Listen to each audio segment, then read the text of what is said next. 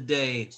It's too late. I was gonna say before you're recording, I've got a deal on 2 timeshares Before it's ready to drop off. at Mountain Villas at Wintergreen, if anybody's interested. John's trying to sell real estate. I thought Reggie was already on. But I just Reggie say him. yes, he's interested. Whoa, Yeah, Reggie, Reggie's on twice. So just to you go, screw Reggie. you guys up. double. Well, yeah, I've been having technical issues here, so I was trying to get my computer on. So is that But, your twin in the other screen? So now I'm going to hang up on my phone. Okay. Stereo. All right. We really should start. Where's Diane with the Diane? Oh, Diane. Diane's asleep at the switch. No, I didn't know if I should click the unmute or the screen share. Okay, well, regardless, what is the Rotary model? Service of self. Okay, and if Diane is still at the switch, we will stand together, put our hands over our heart, and I'll start with I pledge allegiance to the United States of America and to the republic For which it stands, one nation under God, indivisible, with liberty, justice. For Well, that one pretty good. When you say it slower, you don't forget the words. Okay, let's have a about a minute's worth. Oh, a brand new slide. Oh, Nice. Not pretty. Like it. okay. Now be silent.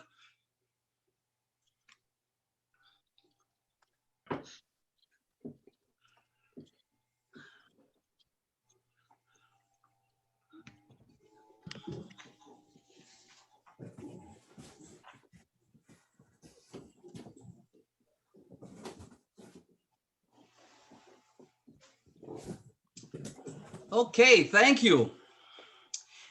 It is a beautiful day, even in San Diego, where it's always beautiful. Bill Murphy says that a monkey could be the weatherman in San Diego. So we're going to start the meeting with a big announcement. I am delighted to announce that Tammy Hopkins is a Rotarian. Here. Hey. Most importantly, she's a member of the Cape Charles Rotary Club. And Tammy, welcome to Rotary. We're so happy to have you on board with your enthusiasm. Unfortunately, Tammy is having the second-day symptoms of her second shot. But are you well enough to say hi, Tammy? Yeah, I am. Thank you very much. And I look forward to serving and being part of the group to do good for all. Tammy, you're a winner, and we will understand if you want to just sign off and lay down and take a nap. Yeah, that's what I'm going to do. So. Okay, we will see you next week. Thanks for being a champion and getting on, even though you're not feeling too well. I Feel appreciate better, it. Tammy. better. Thank you. Y'all have a good day. Thanks. Bye-bye. That is great.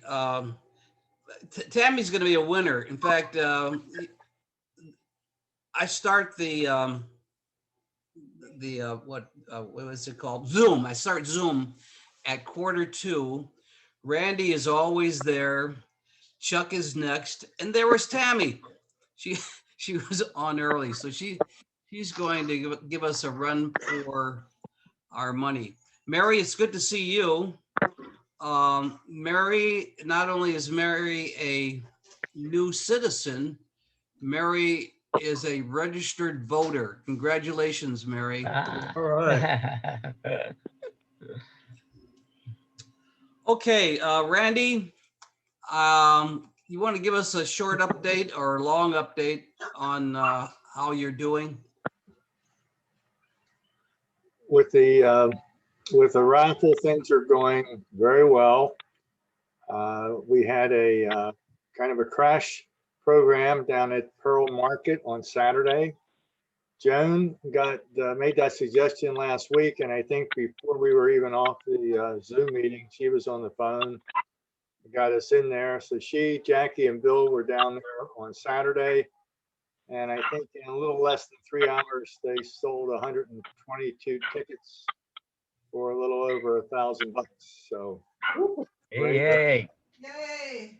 And we are, as I said many times now, going to be down at Cherry Stone on the 29th. I hope a number of you can show up. Anybody can show me by hand that you know you'll be there on the 29th? Okay, great. That's Have good. we nailed down the time, Randy? I think it's 10 o'clock. Saying nailed down, I'm not sure, but I'm pretty sure that Mike has it set up from 10 to 3. I need to talk to him because he's getting vehicle passes. We're not just going to be able to drive in. So let me find out what is exactly going on, and we may have to team up to get in there with the number of cars. Okay. More confusing than it probably sounds, but we'll get that straightened out. I also touch base at Boy 56. They're selling tickets there, as is Ray Fields. Good job, Bill Stram. And in fact, Ray Fields needed more tickets. So, this thing is rolling pretty good. I ordered more tickets just in case. So hopefully we'll have a big day down at Cherry Stone. And I think we're still tentatively set up to go down to Sunset Beach, but that's not firm yet. Be interesting to see what happens at the other campground. We can decide on that, after that. So things are moving along. The team, Al and Stan, I'm going to be in touch with both of you probably within the week with your collection materials to go back and hit anyone that hasn't turned in information. Paul, I know you're up to your neck in trying to get cut up and things, but I do need just a list of names of anybody that's already turned in their tickets, so I don't send these guys off trying to collect something that's no longer out there. So we're in good shape. Well, Randy, once again, thanks to you and your team for doing an extraordinary job. I just might add, we did not break Regina's record. She still has the record for most tickets sold on a Saturday. You're comparing apples and oranges. Regina had more time than we did. Oh. No excuses, Jesse. No excuses. Nothing like competition. There goes Jackie's Congeniality Award again. We'll have to get Paul in there to do an audit. He'll do a per minute tickets sold. Now, Randy, just so you know, in case you miss your target, Air Baldwin insisted that we come back, so we can always go back to Pearl Market if you strike out at the other location. That's great. Yeah, especially since, as you explained to me this morning, he blockaded the entrance to the market with our table, so you couldn't go around us. You had to go through us in order to get in the door. So that's a pretty good strategy. Yeah, it's great. Okay, well, thanks again. Hey, John Burtis, it's good to see you. I saw some email traffic. I think you might want to remind us about the 29th and our responsibility vis-a-vis the 29th. Well, I'm not sure what our responsibility is. I'll find out more and get back to you. But the 29th is the grand opening of the Y, which is great. And I'm sure they'd like to have as many of us there as possible. But I don't know that, Bill. We'll talk about that because, again, parking might be an issue. But I'll find out and we'll get the word out for sure. I can't imagine anybody would not be welcome. But before we get 25 cars out there, they don't have a huge parking lot. Is that May 29th, John? Yes. Okay, that kind of competes with our, Yeah, it does. yeah. It does. But that's why we have 40 Rotarians. Right. Yeah. Now, John, I got the impression that they were inviting the world. I got an invitation to the grand opening. Well, I'm not saying they haven't, Bill, but and I know there's not, a huge amount of parking out there. I mean, and I say that to say I'm sure they can accommodate a bunch of cars. I'll find out and get back to you, and you can spread the word to the club.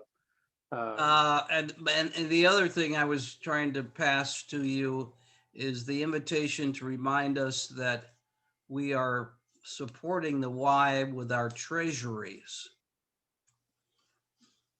Yeah, I wanted to say, and I was going to be in my happy dollars, so I'll get to in a minute about the opening, but I think a majority of the club members have participated at various levels, and we've done well. But I'm going to get the new list from the Y today, hopefully, to make sure I'm not going after somebody who's already in the pool.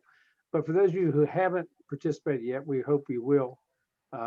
You can give whatever amount you're inclined to give. The challenge was to give $300 a year for 5 years, and a lot of people have done that, and some have done more.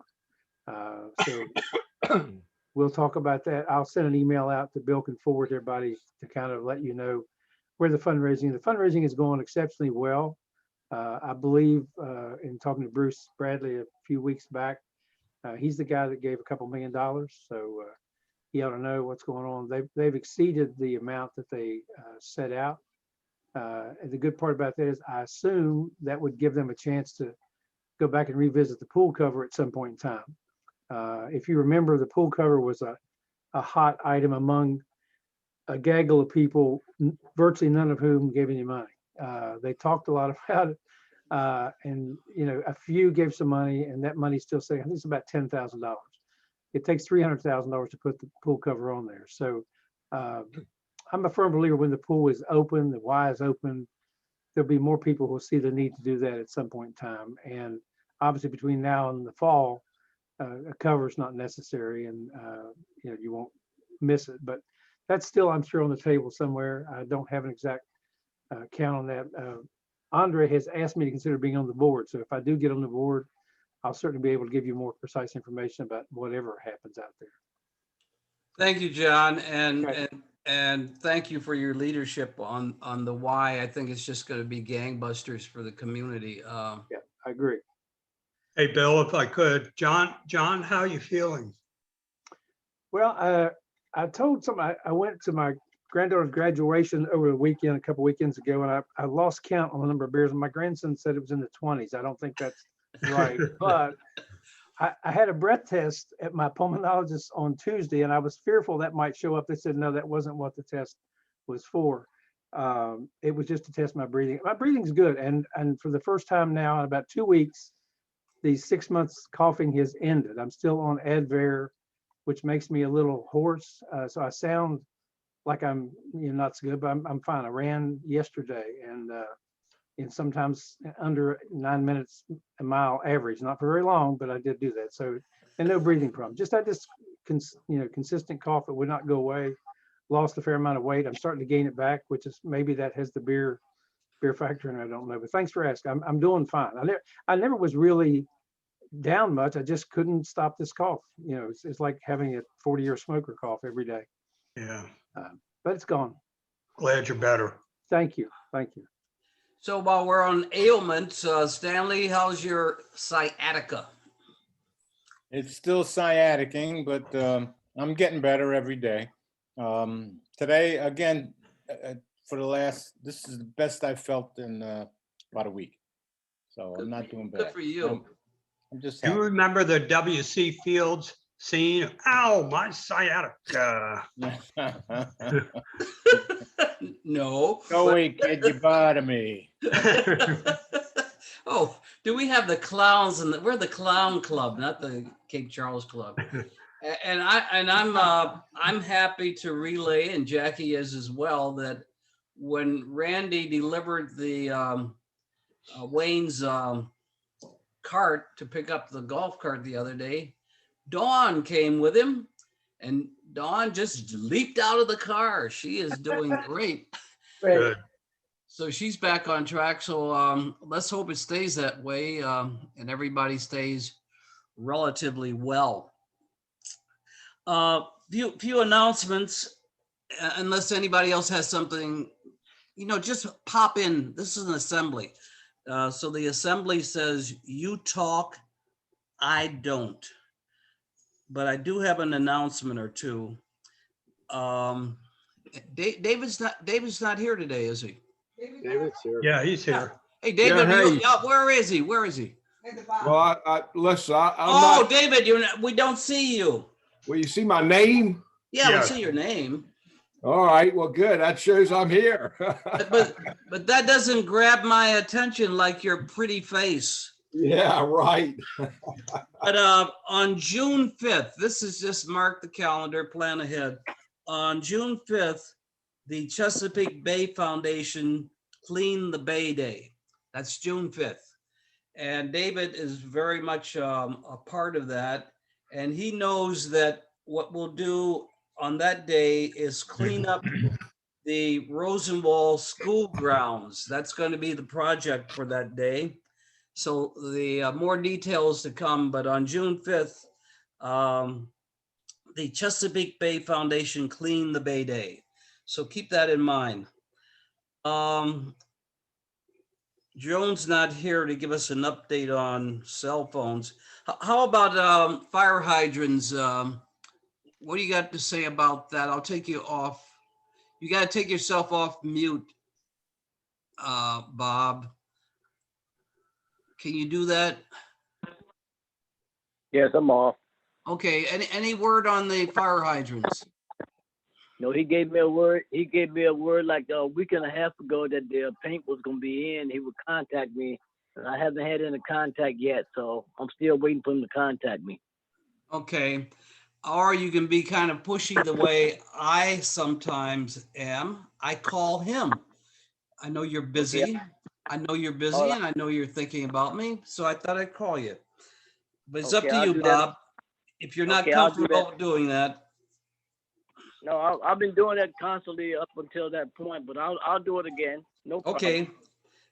Good for you. Okay. Chuck, anything about, I saw some traffic about the cemeteries and signs and things. Chuck, what's going Well, on there? I've been trying to get in touch with Clara, and she's not answering emails, and I guess she sees my phone number pop up and just thinks it's a spam call. So one day when I'm riding, I need to pull over if she's working back in there and talk with her. But the deal I'm hearing is Drew Gruber is going to be coming through town this coming Friday, and he would like to meet with somebody. I'm fine with meeting with him. And it'd be nice if Clara and Glenn, her husband, were out at that little cemetery and we could meet there and he could take a look at it and, determine whether the Civil War Trails would be interested in putting up a plaque or a sign. Then maybe we can talk about the Rotary Club funding that. I think what Drew had mentioned during his talk with us was the signs typically go between $200 and $300. So I don't know. It's we're just kind of hanging.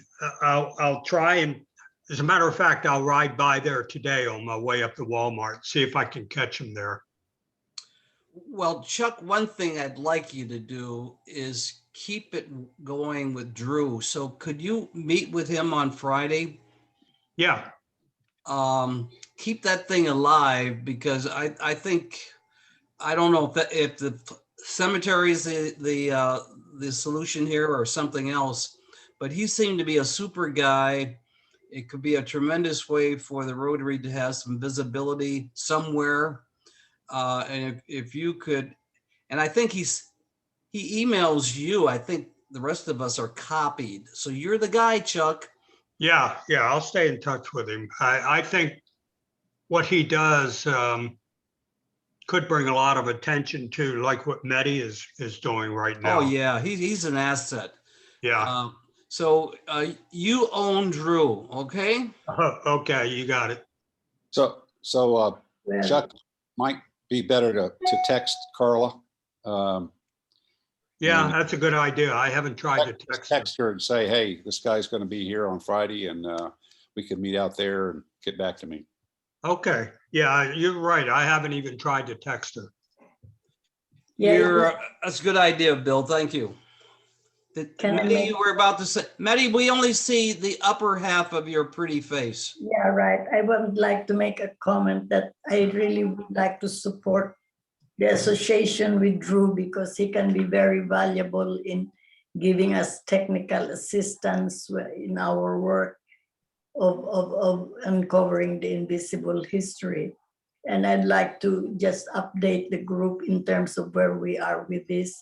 And we are working on the sites, identification of the sites, and we are going to embark on the interview process so that we can begin to collect the documentation of all these different sites. And then later on, we will propose as to what historical markers we would like to put, whether it is through Drew or whether through the other lady, what's her name, the one that through the Virginia Historical Society. Yeah. Yeah. I don't have her name handy, but we know. Wasn't it Laura? It's No, Jennifer Jennifer Liu. Right, yeah. Well, we've got some good things going. Yeah, I think it'll be a little difficult as far as the thing that Mehdi is working on specifically with Cape Charles, because Cape Charles, the town, doesn't go back to the Civil War. Right. It was founded in 1878, I think, so about 13 years after the Civil War had ended. But there's some surrounding areas around the Cape Charles area, and the whole Cape Charles Main Street thing actually spreads out under the umbrella of the higher up organization to all of the Eastern Shore of Virginia. Yeah, there are many sites in Cape Charles that also has a connection in other places, because people migrated here in the late 1800s from different places around the area. Yeah. So there are connections that we can establish. Well, Mehdi, I want to thank you and your cadre again for doing a tremendous job on this Invisible History project. It's the most organized project I've ever seen within our club. It's right up there with crab cakes. So, Mehdi, thanks again for a great job, and you're really helping to put Cape Charles Rotary Club on the map here in the area. So between you and Chuck, we're going to wallpaper the entire county. So that is super. Anything else relative to? Okay. Now, one more update. Bill. Oh, there's Bill Murphy.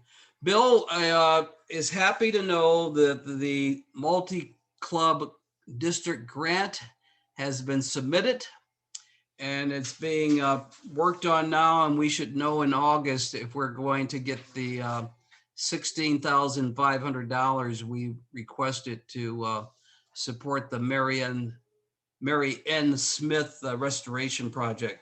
So I'm glad that's under our belt and we're moving along. Paul, you want to give us an update on where we are with COVID? Sure, be glad to. It's very good news relative to COVID. The number of cases virtually everywhere has continued to drop. In general, most places are down to levels that were seen last spring, early summer, which was really after that initial small surge, right after the virus was discovered, and then it kind of dropped to a valley, and then it went up in the summer and back down in the fall, and then of course the huge spike was around the holidays. So we're down to that that sort of valley between the first and second spikes, which are small in retrospect. Anyway, so and every week it continues to drop further. There were only 2 new cases in all of Northampton County this past week, and none in Cape Charles. It's the 3rd time in the past 3 months we've had no new cases in Cape Charles for over a week's period. So the vaccination rate continues to improve. See, I have the numbers here for Northampton County in the state.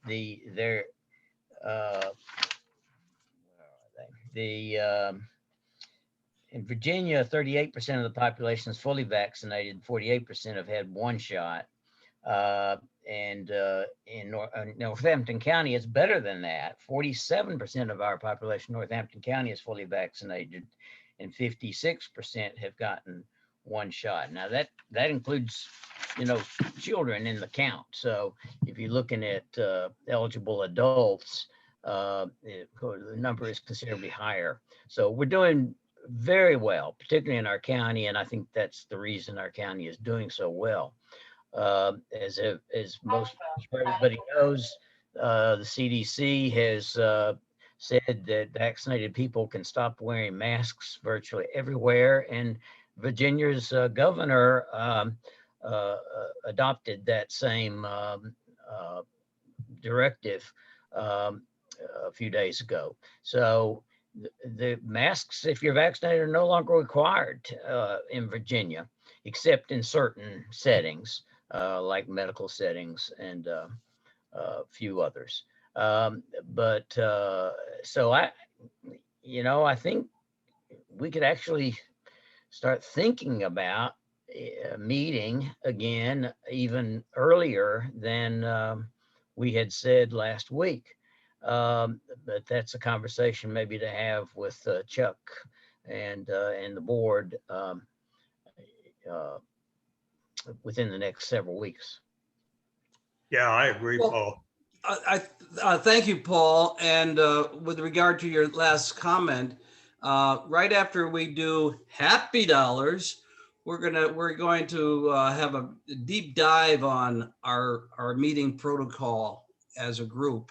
So I think it's fair game to start the conversation now. We'll give everybody an update on where we are, and we'll take it from there. So any question of Paul with respect to COVID or anything else? Okay, Diane. What time is it, Diane? It is Happy Dollars. Happy Dollars. Happy dollars. Look, and we don't have to go nuts. You can do a single Happy Dollar, and that'll work. For example, I'll get as an example. I am happy to $1 because I had an opportunity last Saturday to work with my Jackie and Joan Natali and just have fun for the morning. So I am so happy about that. I'm still elated. $1. Oh, Well, John maybe, Bird you know, is maybe- John Bird. Now watch John show I me. want to, but see, I've been gone for a while, Bill. I was last week. I was at the doctor, different things. So I have at least 30. I may have 50. Depends on the second part. So the first 5 is for the Y opening, which we already talked about. The second 5 is for the success in COVID. The next 10 are for my oldest 2 grandchildren. The oldest granddaughter graduated from the University of South Carolina 2 weeks ago. And we went to the graduation, actually to visit. We weren't able to go to the actual ceremony. She's moving to Charlottesville this summer with her boyfriend. He's been accepted in a program, doctoral program in biomedicine or something at UVA. So she's going to be a lot closer to us. She'll go to school there too. You might have heard too that, just aside, the South Carolina University president resigned the night before. They had 3 different graduations. He welcomed the crowd to the University of Southern California. That didn't go over very well. And the next day, he plagiarized a speech from Admiral McRaven and forgot to give credit to that. So he quit. So Oh I my might get fired, or he goodness. might need the money. And then the last one is my grandson, who is the up and coming baseball star. He made the all-state baseball team in South Carolina. He's a junior. He's got another year of high school to go. He actually's already signed before his freshman year, you may recall, with the University of South Carolina. And they're in the state tournament now. So they have a chance to win another state championship at his school. He's not been on state championship team, but his school has won a lot. The other is a family thing. Can I do a share screen? I don't know if I know how to do that or not. I've got a picture. Yeah, Diane, talk him through it. Across the bottom of your screen, your Zoom screen. Yep. All you have to do is click it and then Okay. choose the screen to share and click the blue button in the lower right corner. Okay. There you go. Let's see here. Okay, there we go. Wow. Yep. Can you see that? Yeah. This is my great grandfather. There's a really long story, which I won't bore you with, about how we found out about him. But the culmination of that, because of the military service and the support of the military, about 10 days ago, they erected this headstone in the cemetery at Salisbury. He had been in an unmarked grave since 1929. Wow. And he was buried next to his second father-in-law. We found that's how we ultimately found him. It was a very long, convoluted genealogical story, but we're very happy about that. This is one of the great things the Department of Defense does do for veterans. So they put this stone up. You can see he was in the Spanish-American War. He was in World War I. He has a really interesting story. And this, unfortunately, he's not the Walton of the Waltons of Arkansas. And my grandmother, his only daughter, used to tell me we were the Waltons of Walton's Mountain. I said, Grandma, that's not a real family. So you understand why. I didn't know much about him. But with a lot of help and a lot of work by Sela in particular and others, we now have my great grandfather recognized in a cemetery in Salisbury, Maryland. There's a long story as to how he got there because he's from West Virginia, as you might expect. So there's $20 for that, and then I think I already had 30 for the other things, so $50 together. So he was a fairly young man, 53 years old when he passed.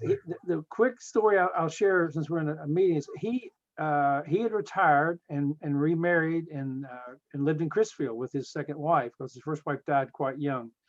And he had diabetes, and he had good health, but he had appendicitis. And instead of going to the hospital in Salisbury, he chose to go, where would veterans go? To the Portsmouth Naval Hospital. And I can only assume the only way he could have gotten there was on the ferry here in Cape Charles, which I knew nothing about before moving here. Meaning he went to the Portsmouth Naval Hospital right in front of my house in 1929. He died in the hospital a few days later, went septic, came back, I would suggest, on the same ferry, and went to Salisbury to be buried. So if I could look back in time, not quite 100 years, I would have seen him right out here in front of the building that I live in. Yeah. I knew nothing about. One of my friends who was into this kind of stuff, he said, we are like salmon. We come back to the same place. And maybe that's how I got here. I don't know. That's amazing. It is. It's a wonderful story. And I'm going to write a book about him because he's got a very colorful past, most of it good. Excellent. He was a master chief. That the CEM stands for Chief Mechanics Mate. And that was the highest rank for enlisted man at that time. Now, was he career Navy? Because that spans World War I back to Spanish-American War. That's 20 years right there. He retired from the Navy. He entered the Navy when he was 23 years old. Okay. And retired in his early 50s. So, yep, that's Grandpa. Hey, that's great, John. Great story, John.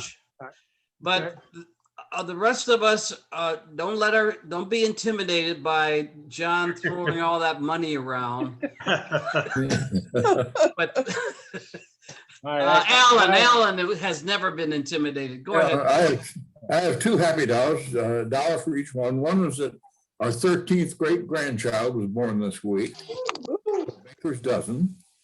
And this weekend, we're going up to Pennsylvania to celebrate a birthday for one of the great grandchildren, a dedication in church for another one, and then we will be attending a memorial service for a dear Christian friend of ours. So we're moving out of the area for the weekend. Well, thank you, Alan. And by the way, Alan, you look great. You must be getting a little extra nap in there or something. Okay, Bill Murphy, what's up? Okay, well, this is going to take a couple of minutes because I've been We gone. have nothing but time. Well, first of all, a quick comment. I know how Alan stays so young. He's keeping track of all the grandchildren and great-grandchildren. It's amazing. Okay, I was going to go small, but since Curtis went so high, I'm not going to match that, but I'm going to go. I've got 15 happy dollars. Whoa! Well, the first 5, honestly, is just I'm happy that John had so much good positive news. It's always good to hear that. And also, I'm happy because when he started wanting to screen share and showing a tombstone, I had to look real close. I was afraid the name Murphy was going to be on it because him and I are always talking about being related somewhere. So anyway, I'm happy for that. And John had a lot of good news. That's great. The other 5, I have 5 happy dollars for the fact that we made the right at 2,900-mile trip out here in the car together for 5 days with only a couple little minor skirmishes. So everything went well. And the Get Mary Jo on. We want to hear her side. no, she's in the other room right now. My final 5 happy dollars is because of the news about the 3 Club grant. I'm very happy that that's gone through because I know what an ordeal that is to put it together. So I'm very happy in it. And then Chuck and Bill, I know what you guys did to help get that through and trying to get the other 2 clubs on board and signed up and get all the signatures. That's a big effort. So I'm very happy that's gone through too. So I actually have one question on that. Bill Payne actually mentioned we'll find out in August whether it gets approved or not. What happens? Actually, you'll know in July. Okay. What happens if it's not? What do we do then? Has that ever happened, I guess? We'll get it, Chuck. Don't worry. Okay. Yeah, it's never happened. Okay. And if it happens, Murphy writes a check. Right after I write my check for the Y. I thought I saw another hand shoot up. Yeah, Randy. I've got 3 happy dollars. Saturday, I took my nice bright red F-150 with trailer behind it down to Bill's so that Bill, Jackie, and Joan could drive it down to the Pearl Market. Before I left, Bill whispered in my ear, you know, neither Jackie, Joan, nor I have ever driven a pickup truck. So when I picked the truck up the next day, I did a little walk around like you would do at Avis, you know, and there were no new scratches or dents. So that's why I have 3 happy dollars. But you haven't seen the cart. No, you know what, Rick? On the way, The cart's not my problem. You'll have to explain that to Wayne Bell. Randy, on the way back, Bill said, Jackie, call Randy and ask him if he has insurance on the truck. I said, no, I'm not gonna do that to him. Very funny, Randy. Regina, I thought I saw you wave your hand. Oh, I'm just happy because I finally got my master bedroom and my bathroom painted. So I just need new carpeting and the tile work done. And then I'll be able to go back to my first floor master bedroom. I'm just happy. $5 worth. And we can look forward to more money in the future. Hey, whoa, stop the presses. Stanley is waving his hand. Last week too. Hey, listen, wait a minute now. Hold on. I have 2 happy dollars. It took him that long to count 2. Well, you know, listen, it's what is it, 100 pennies per dollar, right?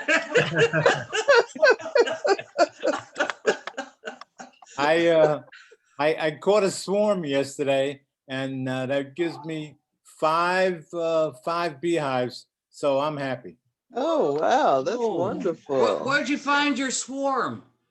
Right in my backyard. They were looking for a home. That made me even more happy because it was easy to get. Well, easier to get. I didn't have to go far. Yeah, but when Stanley says his backyard, I mean, he meant the South 40 out there somewhere.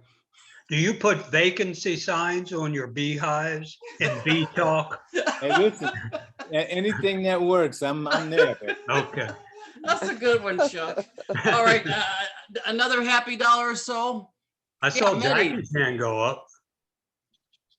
Well, we'll get to her. Maddie's next. Yeah. Well, I have $3 happy. I mean, I am touting my granddaughter who graduated from Kennesaw University, and I didn't realize that she's graduating with a magna cum laude. And so I'm really very proud of her accomplishment. Plus, she is a softball player, and her team is going to the NCAA regionals next week in Tallahassee. So she's still playing ball, even if she has graduated, because her team is going to the regionals. Wow. What's her name? Pardon me? What's her name? Oh, my granddaughter's name is Catherine I wanna look for her. Williams. She's an athlete and a scholar. Wow. Thank you, Maddie. Mary, did you wave your hand? You're on mute, Mary. You're on mute. I had $3 happy. One is I survived from my second vaccine shot. I thought I was gonna die the next day because I got a high fever and I got a bad headache. I could not get out of bed and my whole body hurt. It's so painful. So, but then the next day I was fine. So I was happy. Good. My second happy dollar is because I got registered to vote and I was happy for that. And my third dollar is I'm happy for all Maddies because Maddie is happy. Everybody loves Maddie. Yes. Well, you know why you got sick, why you had the reaction to your shot. Oh, there she goes. It's Well, you because have to you're so just- young. Okay, Jack. Oh, look out. Jackie has actually got a happy. How much, Jack? $2. I want to match Stan. That's and why are you happy? Oh, I'm happy because now I know more about John Burtis's family history. I'm waiting for the book. And two, I'm happy because we had a very successful Saturday selling the Rotary's raffle tickets. Well, thank you, Jackie. Oh, and that's I a third also- dollar. That's okay, a $3. I also found out that Bill was the emperor of the Cape Charles Rotary. Did she tell you that story? I instructed Joan and Jackie that we would take IOUs if people didn't have cash or checks, and they poo-pooed it. Well, I'm glad in this case, it's the emperor has clothes. Yeah, it's ugly, Chuck.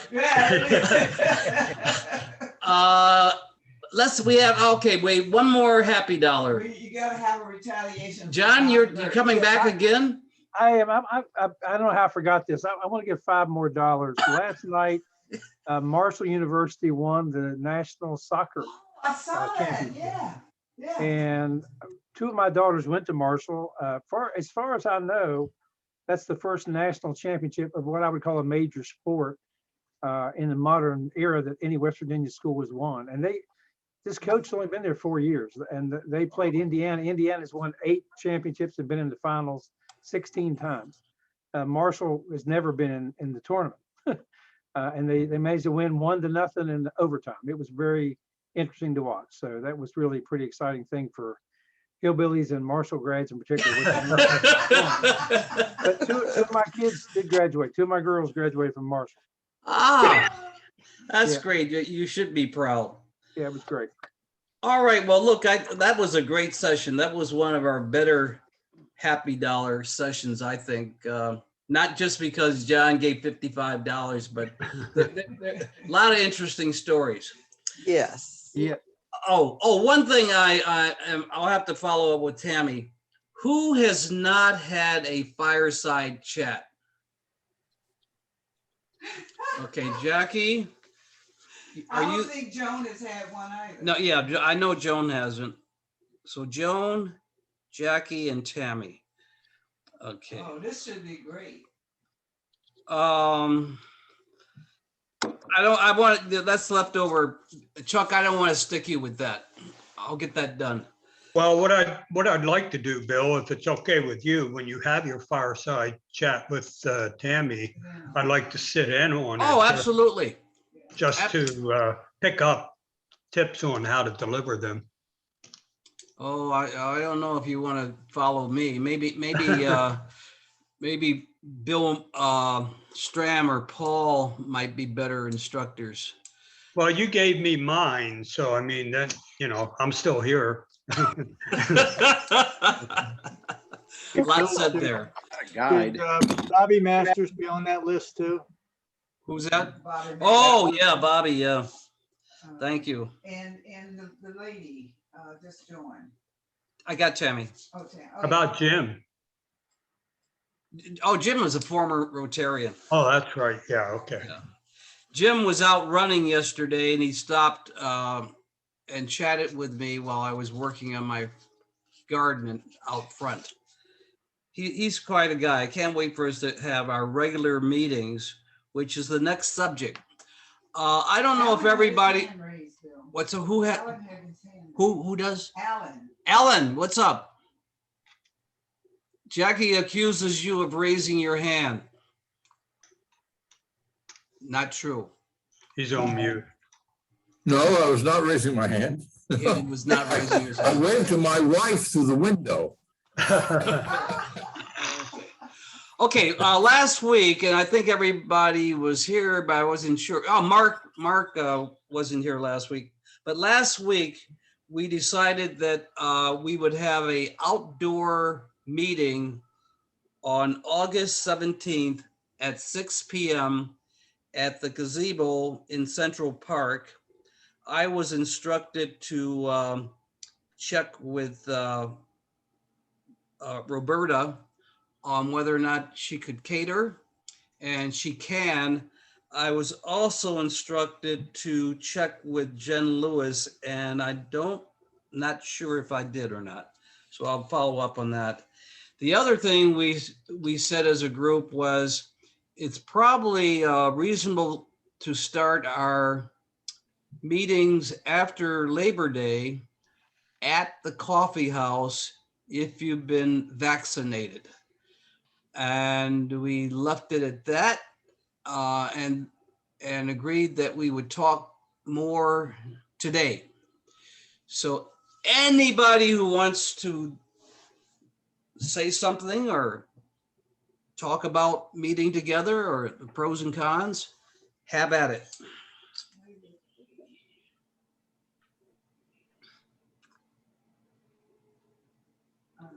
Bill, everybody talks all the time.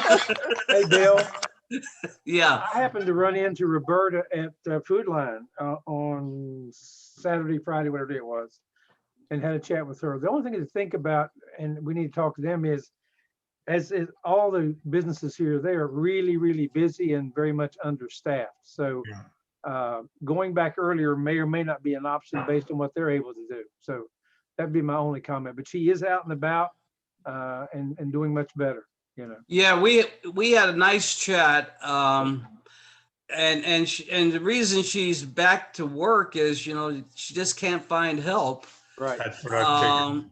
And she realizes that from time to time she has to stop, take a couple of blasts of oxygen. But keep in mind, we only take 2 staff because of the buffet, and she did say that we would be certainly welcome after Labor Day. We didn't talk about before Labor Day, but we can talk about, oh, by the way, I did contact Jen because Chuck, remember you added that you wanted to make sure the electricity was turned on? Yeah. Yeah, so we checked with Jen. Any comment? What do we think about this? Well, there was an email with a form that had to be filled out. Do you want me to fill that out or? No, I think I've done it. Okay. Well, from my perspective, I would prefer just to leave it until after Labor Day for selfish reasons, because I'm going to be out of town a lot over the next few weeks. And if the meeting is in person, I won't be able to enjoy your beautiful faces and face to face in person. But that's just my perspective. So whatever you guys decide to do is fine, of course. Speaking as president-elect by then,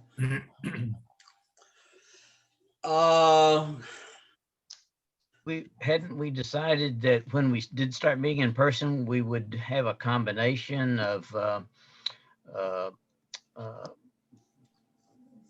we'd still have Zoom available for those that might prefer still to use Zoom. we could.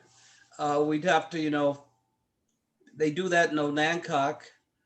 And I think that I would be willing to, I am not agreeing to be vice president of technology, but I would do that for you, Chuck, if you'd like. Well, yeah, we could bring the screen and the projector and We set don't it even up. even need that. To do a hybrid, all you have to do is use your phone, and it seems to work. So, well, at least Andre Elliott's been doing it, and Well, I think they all sit at one table, don't they? Yeah, well, I was thinking the screen so the members that are sitting in the meeting in person can see everybody that's on the Zoom screen. Yeah, that would be nice. Otherwise, we don't see anybody. We don't even see who's attending if they don't speak up. oh, you mean take a picture of the audience, the live audience, and project it on? Well, Yeah. if you have, if you have a laptop, for example, and just arrange it on a table so that it captures the room. Yeah, we can do that, but the people sitting around tables far away from the laptop, they're not going to be able to see the screen. Well, that's true. That's true. Well, let's jump off that bridge when we get to it. I wouldn't want to do it the first day. I think our first, unless somebody else wants to be the technology person, hands on being the technology person. And let me add too, anybody on the Zoom meeting, if they're speaking, if they say, hey, Chuck, or hey, Bill, I got this suggestion. If it's not amplified, we're not going to hear them. Yeah, we'll figure it out. Yeah, we would need a PA. Well, let's have our first live meeting just live, and then integrate the technology. All right. Well, that would be a nice alternative for anyone that's not fully vaccinated yet. Yeah. I'd like to do it. I'd like to do it. Yeah, one thing you could do is make sure the setup is near the president so that Chuck can hear if somebody on Zoom is commenting. Oh yeah, we would make it leadership centric. Right.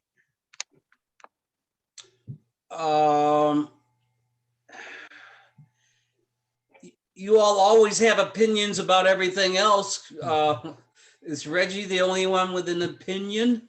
I'm actually kind of still looking at after Labor Day, but this is a week-to-week thing that we can discuss. And if, let's say 4th of July, the numbers are way down, things are back to normal. All of a sudden, Roberta says, hey, we're staffed to the max and we're fine. We can hold our meetings there. We say, okay, well, after the 4th of July, we'll do it. And then I think we need to hear from the general membership. Yeah, I'd be interested in sitting in face-to-face meetings. If we find out only 3 or 4 people are willing to do it, there's no point in it, I don't think. So I think right now we just kind of go week to week and we see when I would say we need at least 10 people saying, yeah. Do you think we should have a email poll and ask everybody to respond? Why Yeah, don't, I think why don't I do that? An email poll, because a lot of folks aren't, if they're not at this meeting, they don't know what we're talking about. agree. We can also see when we have our social meeting next month or in August. Is that when we're gonna have the social meeting at the park? Yes, the 17th, but that's just a few days. That's just a couple of weeks before Labor Day. Yeah. I think we should send out an immediate email poll. And ask how many have been vaccinated. That's none of our business. Well, it's a different question because I've been vaccinated, but I still would prefer to wait till after Labor Day. Yeah, that's just to know how many vaccinated people we have in the group. Even if you haven't have vaccinated people, I might not want to go. Well, we Paul suggested when this whole thing came up, we'll meet inside, but your ticket to get in is you've been vaccinated. If And we you just have haven't, to take people's word for that. oh yeah, that's right. And if you can't trust a Rotarian, who can you trust? But there's no harm in asking in the poll if you're vaccinated. Yeah. Well, people don't want to tell us, they don't have to. Right. And I think the first thing to do is to ask Roberta, though, if she could even handle it. And there's no point in having. Yeah, a I poll. did, and Yeah. she said she could. Well, not in the summer, you didn't, did you? No, not in the summer. After Labor Day. After Labor Day, but keep in mind it only takes 2 people to service us. But I'll ask her. If she's understaffed, I'd rather her have success with vacationers so they come back year after year than to struggle trying to serve us when we can wait. Yeah, again, let's say we do have 10 people that are willing to come July 3rd or whatever, a meeting. We need to find out from Roberta what is the minimum amount of people that she can accommodate where she's not losing money. Because just like Diane said, maybe she would normally have 20 people in there having lunch during the period we would be there. There needs to be a minimum amount we guarantee that she'll collect lunch money from. That's a good point, Paul. Yeah, but she's usually closed on our meeting day, right? Yeah, but that's what I'm saying. She has to hire at least 2 people, and in order to hire 2 people, Paul, you have a sense for how many people would that be about? Well, we used to guarantee a certain number, wasn't it 20? Yeah, I thought it was about 20. I think so. In fact, it's not what she thinks, it's what we can gather that's the determinant. If we can't get 20 people from the poll, then we hold off. Yeah. It seems to me that waiting until after Labor Day is the right thing. If we try and rush this and we start to try to have an in-person meeting and assuming a small group would be acceptable to the coffee house, if we have a meeting and 10 or 12 people show up, it's liable to ruin, the next time. I think people will be very discouraged by, a meeting that was attended by a third of the club. So I think we're better off waiting till after Labor Day and trying to get this thing off the ground in a grand way, and not gradually trying to build it up. I think that's a mistake. That's another good point. Diane's point was excellent as well, because if we said to Roberta, we'd like to come back mid-August, she'll do it because she just is, she loves us so much, and she shouldn't do it. I'm inclined, as some of you have said, to wait until after Labor Day, but I think we ought to have the statistics. We'll have the poll. I'll issue the poll and we'll ask for results by next meeting and we'll look at them. And as Chuck suggested, we keep looking at this thing. But I would certainly not want to have a in-person meeting and just have 5 people show up. Right. I think I would ask two questions on that poll then. I would ask, would you be in favor of having in-person meetings after Labor Day? But also a second question, would you be in favor of having in-person meetings before Labor Day? You know, let's say, pick a date, July the 15th. Would you be willing to attend in-person meetings on July the 15th? I think before is, I think it's better to say 4. All right. You give them a date, they go, oh, what's the, you know, what's so magic about that date? I Yeah. think it's a before or an after, keep it simple. Okay. And given that we need at least 20 and all of these good subjective comments will kind of lead us to a conclusion. I don't want to say what that conclusion is, but I think most of us understand where we're headed on this. Yeah. You didn't mention being whether or not they were vaccinated. I will put that in the kind of overarching statement. Thank you. Al, we haven't heard from you and we respect your wisdom. Thanks. I'm sorry. I've been kind of in and out. I've been getting phone calls from work during this call, so you have to excuse me. That's not allowed, Al. That's not allowed. I mean, yeah, you need to tell my mortgage employer. Payment. Skip that mortgage payment. Now, regarding meeting in person, I can't wait, but I want to make sure we do it safely. That's my 2 cents. That's very wise. Yeah. Bill Murphy had his hand up too. Oh, yeah, he did. Yeah, Bill, what I was going to say is I think probably just from what I'm hearing, the majority of people, particularly today, would favor waiting till after Labor Day. I kind of like that idea too, from a, you know, just a be safe standpoint, but also because of the traffic in town, the staffing at the restaurants and things of that nature. And like you said, and this is an important factor, if we asked Roberta to start tomorrow, she would, bless her heart, and we don't need to stress her anymore, I don't think. So I kind of like the idea of the survey, but also like the idea of maybe we walk before we run. You know, we're going to have one outdoor meeting, and we might be able to take that a step further and say, okay, we're going to meet in person every other week at the park. And, you know, that can be an informal meeting. We don't need a whole lot of entertainment or a big program. For the most part, we could probably all fit under the gazebo or close to that. So maybe we might want to look at that. I know it's going to be hot getting into July and August, but you know, we could step it up a little bit in anticipation of beginning our regular meetings after Labor Day. But, you know, my opinion is I would hold to what we've decided, which is to wait till Labor Day to go back inside the coffee house.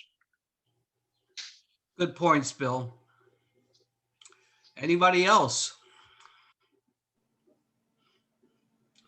All right, and you know, it's this is where we are as of 1:09 on May 18th, and we'll keep the conversation going. Meanwhile, Diane. Oh, yep. With regard to what we think, say, and do, 1, is it the truth? 2, is it fair to all concerned? 3, will it build goodwill and better friendships? 4, Will it be beneficial to all concerned? Take care, everybody.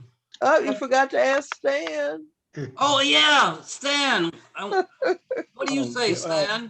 We definitely will have some fun. Yeah, sorry, Stan.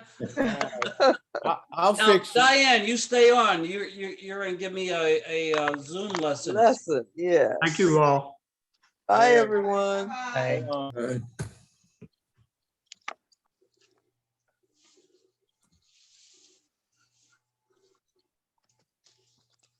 Other people can Okay. stay on. Yeah, it doesn't matter. I'm going to do a screen share. I'm already logged into my account, but I'm going to show you how I've gotten. Oh, wait a minute. Let me stop the recording. Oh, okay.